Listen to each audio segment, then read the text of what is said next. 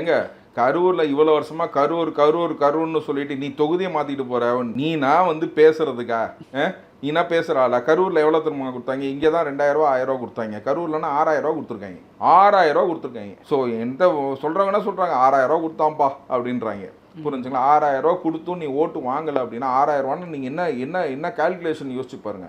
ஓகேங்களா? 150 கோடி ரூபா கரூர் தொகுதிக்கு, ஒரு தொகுதிக்கு மட்டும் நீ செலவு பண்ற காசு மட்டும். அது இல்லாம நீ செலவு பண்ணியிருப்ப 175 180 கோடி ரூபா செலவு பண்றதுக்கு.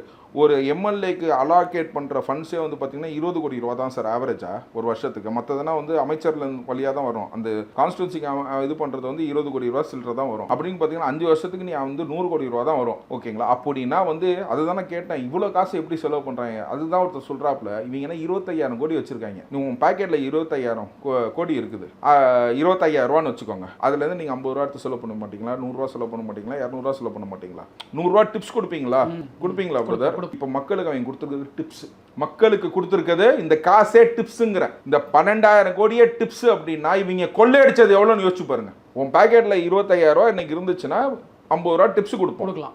புரிஞ்சுங்களா? அப்படிங்கும் போது இன்னைக்கு மக்களுக்கு அவங்க வந்து டிப்ஸ் மாதிரி கொடுத்துருக்காங்க. நீங்க யோசிச்சு பாருங்க, 2 லட்சம் ஓட்டுக்கு வந்து 2000 ரூபா கொடுத்துருக்காங்க அப்படின்னா என்ன யோசிச்சு பாருங்க. 1 லட்சம் கிட்டத்தட்ட 40 கோடி ரூபா கொடுத்துருக்கான், 40-50 கோடி ரூபா கொடுத்துருக்கான். அப்படிங்கும் போது இது டிப்ஸ். இப்போ செந்தில் பாலாஜி கொடுத்த 6000 ரூபாய் நீங்க யோசிச்சீங்கன்னா 150 ரூபா, 25000 ரூபாய் 150 ரூபா நீங்க கொடுக்க மாட்டீங்களா?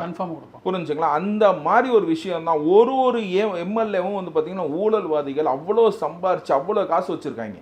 ஸோ மக்கள் இதை உணர்றாங்க. இந்த வாட்டி எவனுமே கூச்சமே படல, கூப்பிட்டு காசு வாங்கினாங்க. ஒரு மீம் ஒன்று நான் பார்த்தேன், அதில் இவனுக்கு என்னடா ஸ்கேம் பண்ணுறது, நாங்கள் பண்ணுறோம் பாரு ஸ்கேம் அப்படிங்கிற மக்கள் சொல்கிற மாதிரி, காசை வாங்கிட்டு நாங்கள் பண்ணுறோம் பாரு ஸ்கேம் அப்படிங்கிற மாதிரி. அது உண்மையிலே நடந்த மாதிரி தான் தெரியுது. இல்லை, அது அந்த காலம் வந்து இந்த காலமே மாறிடுச்சுங்க. இப்போ எலெக்ஷன் முடிஞ்சிட்டோன்னே பார்த்தீங்கன்னா இன்னைக்கு வந்து எல்லாருமே பாருங்க,